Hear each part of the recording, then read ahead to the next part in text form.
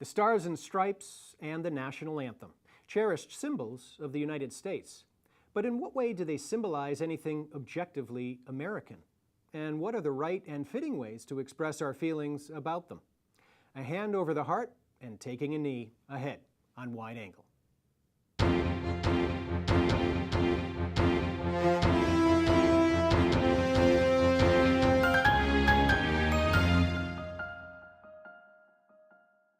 The Black Power salute of Tommie Smith and John Carlos at the 1968 Olympics. Flag burnings during the Vietnam War era. Images etched into our collective memory. Add to these, perhaps, Colin Kaepernick on his knee during the national anthem, now joined by many other NFL players, as well as those from assorted sports in this country and abroad, even some outside sport altogether. This relatively simple witness has raised a number of contentious questions, however. Over what issues must we simply agree to disagree? Do the demands of conscience sometimes overrule simple decorum? And is the encouragement to fire the SOBs actually an unconstitutional ask? Joining me today from St. Louis to discuss such questions is Michael McPhearson, the National Executive Director of Veterans for Peace. His military career includes 6 years of reserve service and 5 years of active duty service. He was a field artillery officer in the 24th Mechanized Infantry Division during the First Gulf War and separated from active duty in 1992 as a captain. Welcome back to Wide Angle, Michael. Thank you so much.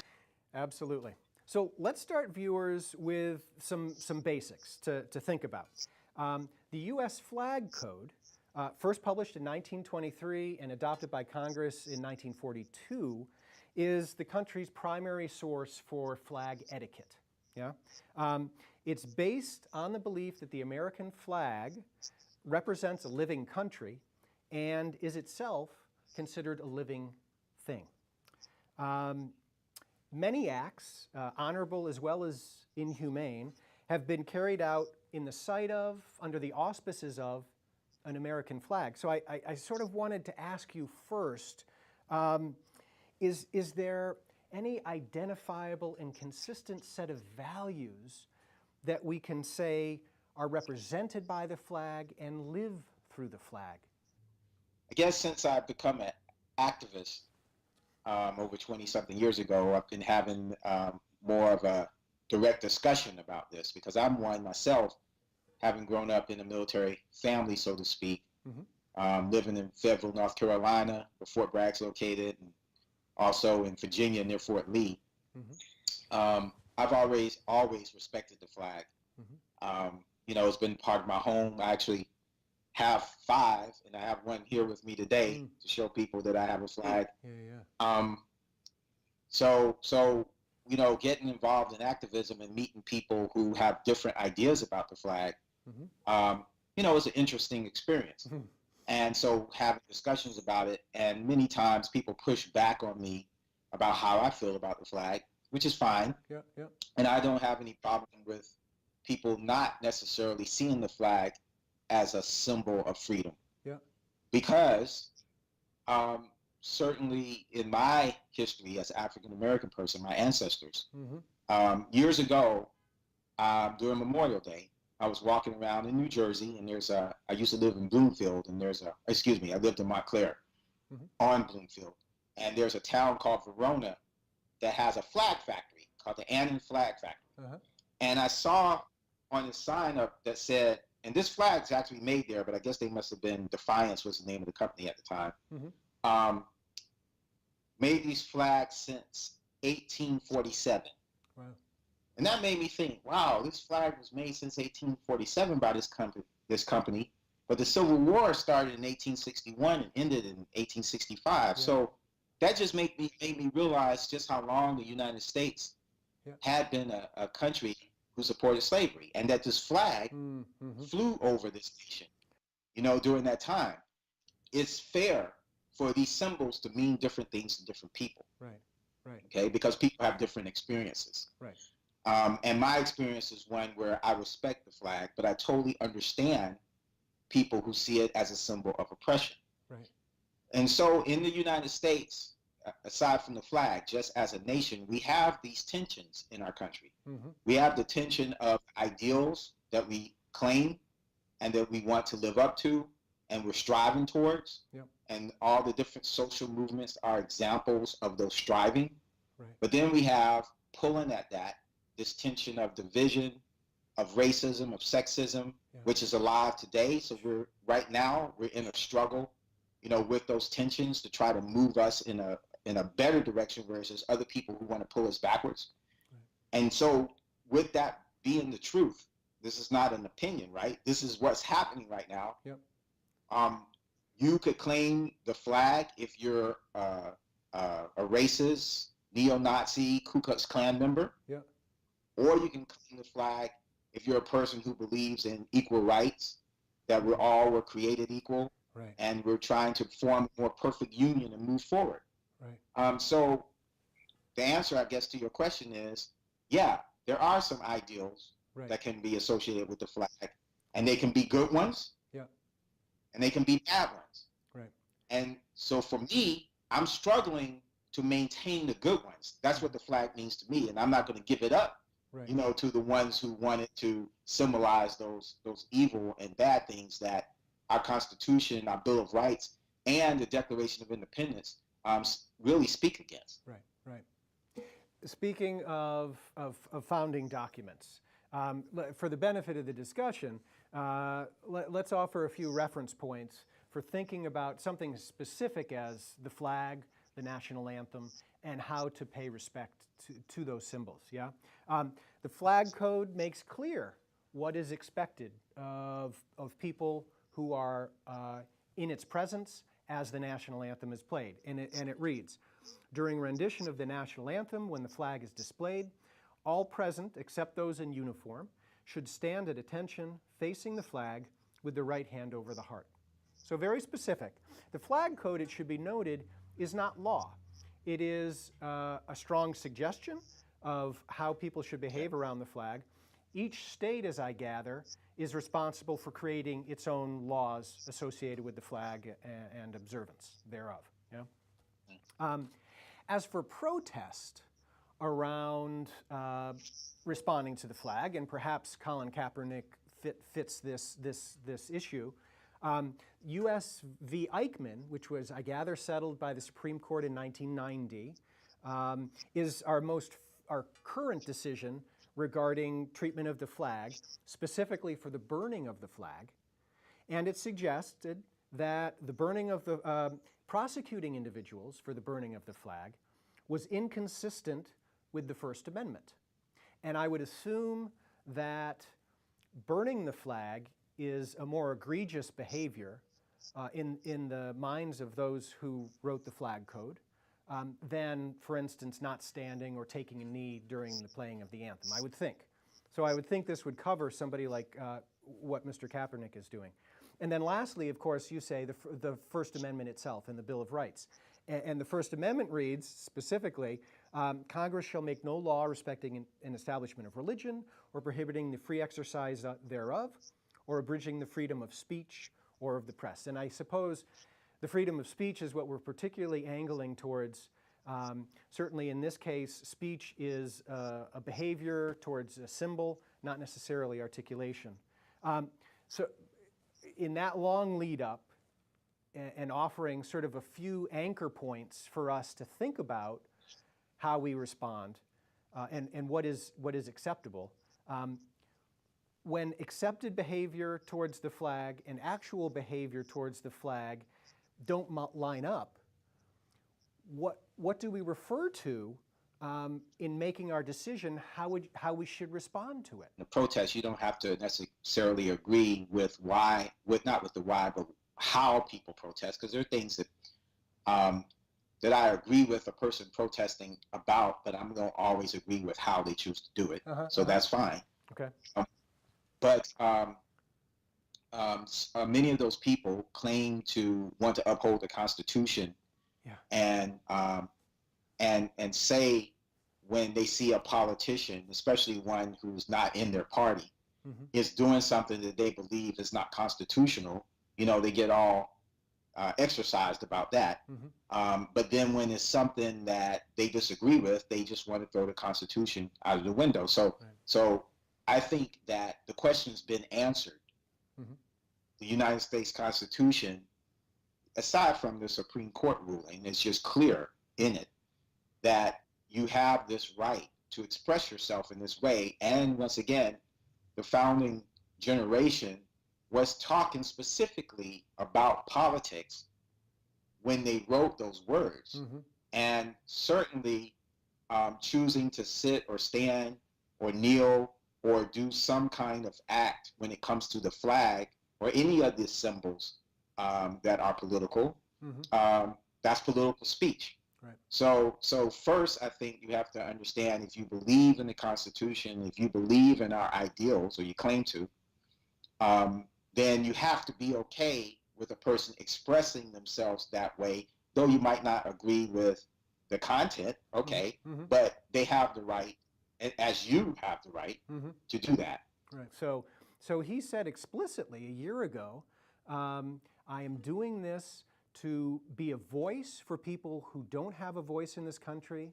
I am protesting specifically the treatment of people of color at the hands of police officers. What is your sense of how, at this point, a year later, how this form of protest is, I suppose, sort of fueling the conversation in the United States, but Yes. not so much, I fear, about the continued treatment of black people Sure. at the hands of police officers, but more so about the conversation that we're having, about the flag. Yeah? Are we off the track about what's really important here for our country? Right.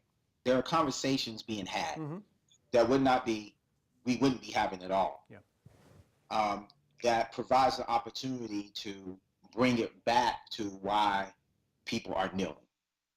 Well, one of the things that this kneeling has done is brought out in many people their racism. Because, for example, when the Pittsburgh Steelers decided to stay in the locker room, and one of them did come out, some fire chief, I believe, or some person tweeted that the coach of the Steelers was a no good nigger. Now, he probably never would have done that until this happened. Yeah. So it's created, and there's other instances where people have said things like the Houston, Texas owner said, we can't have the inmates running the prison. You know, so you have these things that are happening that's highlighting the racism. Right. And it might not be it's not just about police brutality, because police brutality is the outcome of racism, right? So it's a much larger issue. And even the players, when they had the meeting with the owners, and they said they wanted to talk about broad issues of how the negative things that are impacting the black community. So it's providing a lot of opportunity to have conversations and open up many white people's eyes to, not that the current administration is doing that too, but these things help open many white people's eyes to just how much racism there is. Because there's people, why you have to call somebody a name like that, you know?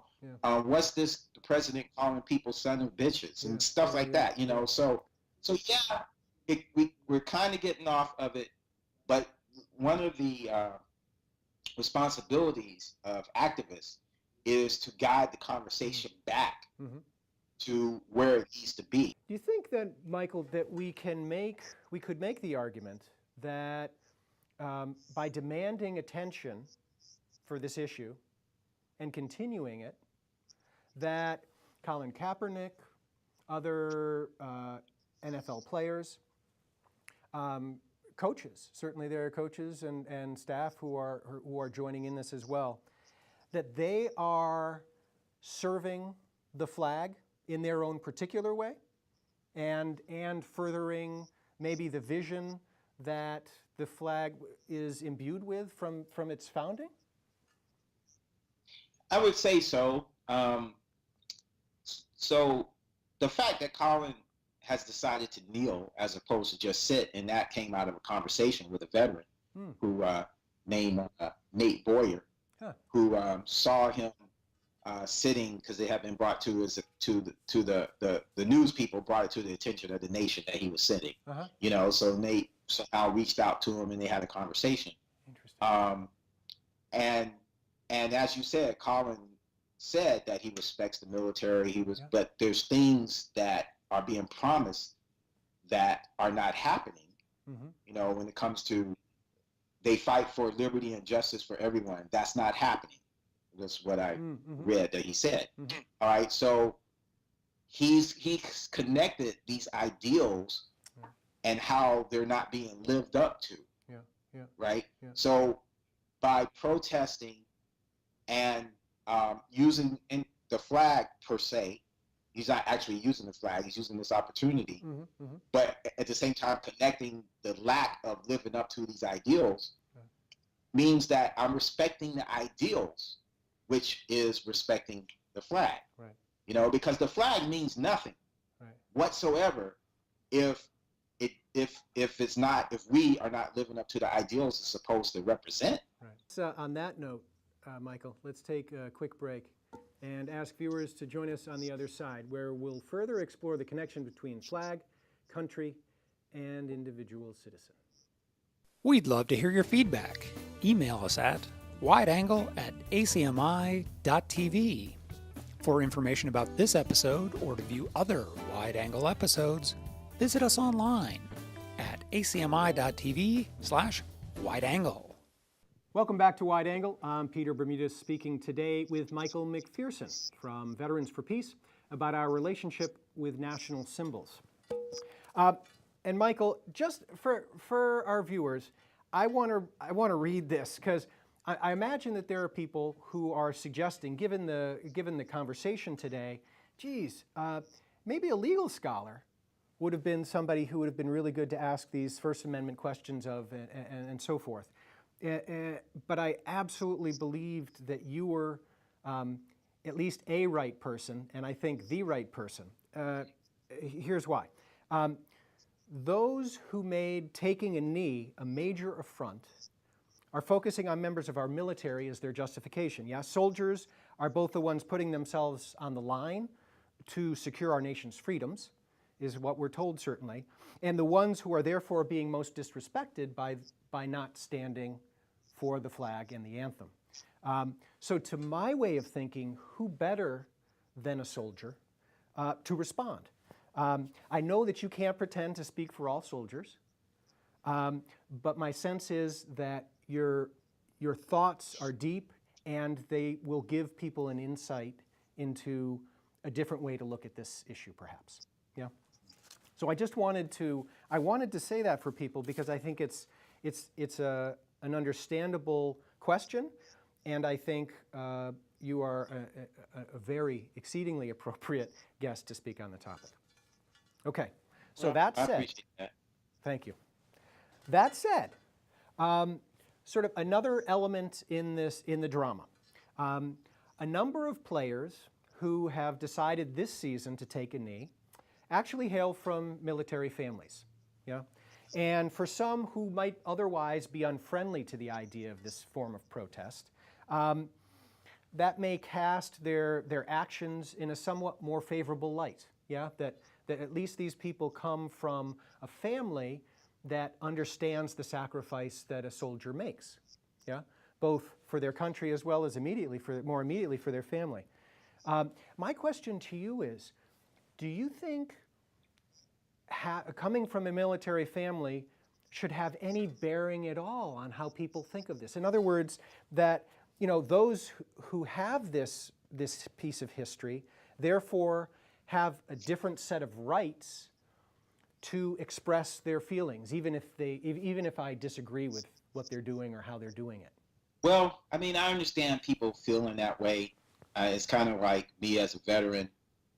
We realized that as veterans is the reason we started Veterans for Peace. I mean, I didn't. It started in 1985, but because we know that as veterans, we have a voice that people will listen to when it comes to certain issues.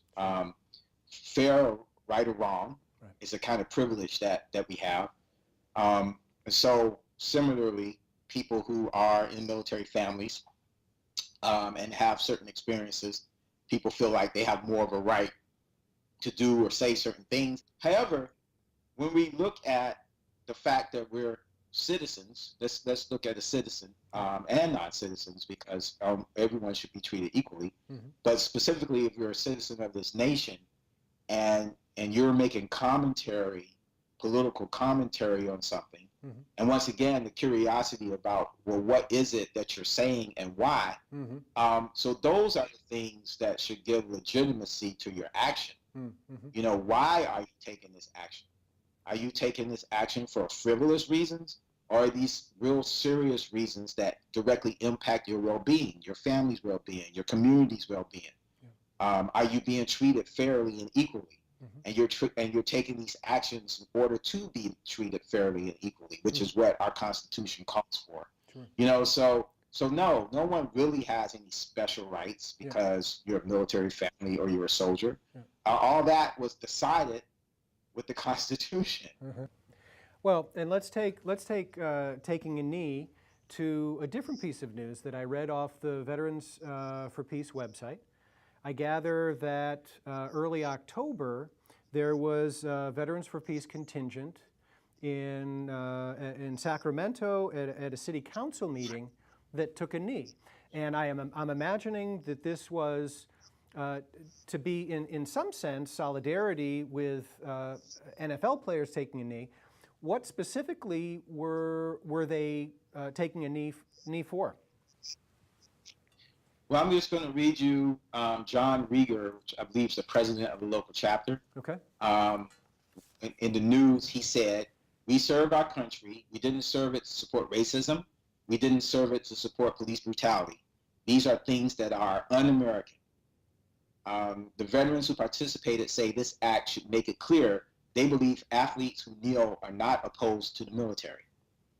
So they just wanted to do it in solidarity as veterans, using once again that voice that I spoke about earlier to show solidarity and try to deflect this idea that because they're kneeling, that we as veterans or military are offended by it. Some surely are, but it's really got nothing to do with that.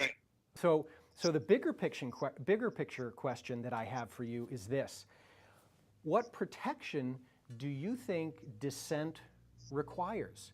That certainly protest, as you noted earlier, protest is sort of woven into the fabric of our country. And how do we make the space and create the habits of mind wherein we can sit with protests that other people may be doing out of conscience and try to engage and understand and accept, or maybe not. Maybe it shouldn't be accepted. But how do we go about creating that space to entertain that dissonance that we might have? Yes, that's a great question, and I would say, in part, shows like this, what you're doing, is important, very important, in order to help people make those connections and understand what the protest is about, so that the kind of change that people are looking for can happen. Because there's a long distance between a protest act and the change that needs to happen. And in between there has to be struggle, discussions. There have to be people who are closer to each other than apart that start to talk about it. So you have the protester, and then you have these people in between that at some point connect with the people who are against what the protester's doing. Then they're having a conversation. So the more conversation we can have, you don't have to protest if you agree. Even if you don't agree with the protest, but you agree with the reason for the protest. Make sure when people bring it up that you start talking about why that's happening. You know, and you can even say, I don't necessarily agree with, I understand why they're doing it.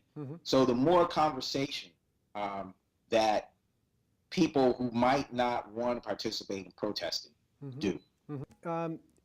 We could, I'm sure, continue our conversation for quite a while, but we do need to wrap up, and I want to offer you the opportunity, if there's anything that we didn't talk about today that you feel would be important to leave people with, please. Yeah. I already talked about it, is who really guarantees our freedoms, and don't just put it in this box that is military people and veterans. No, it's you. It's what you do or what you don't do. Right. And right now, if you look at what's happening in our country right now, and there are a lot of freedoms that are under assault, the U.S. military is not going to be able to help anybody with those things. Right. And in fact, some of those things, the U.S. military might be used to take those freedoms from you. Right. So at the end of the day, our freedoms are guaranteed by us, the people, and people really need to think about that. Yeah. And stop saying to me as a veteran, thank you for my freedoms. No, you determine your freedoms, and our ancestors that came before us. I will thank you, Michael, for, first of all, for your time today. I'll also thank you for your service, and I will also thank you for sort of the pivot to your serving us through Veterans for Peace. I certainly encourage people to find out more about your organization and support it if they feel so moved. Supreme Court Justice William Brennan's majority opinion in the 1989 Texas v. Johnson case seems to me a most fitting and complete end bracket for this particular discussion. Quote, "We can imagine no more appropriate response to burning a flag than waving one's own. No better way to counter a flag burner's message than by saluting the flag that burns. No surer means of preserving the dignity, even of the flag that burned, than by according its remains a respectful burial. We do not consecrate the flag by punishing its desecration, for in doing so, we dilute the freedom that this cherished emblem represents." End quote. For other debates, I suspect Justice Brennan might have said, we should generalize the aforementioned rule. On behalf of Michael McPhearson, I'm Peter Bermudes. Thank you for joining us for this edition of Wide Angle.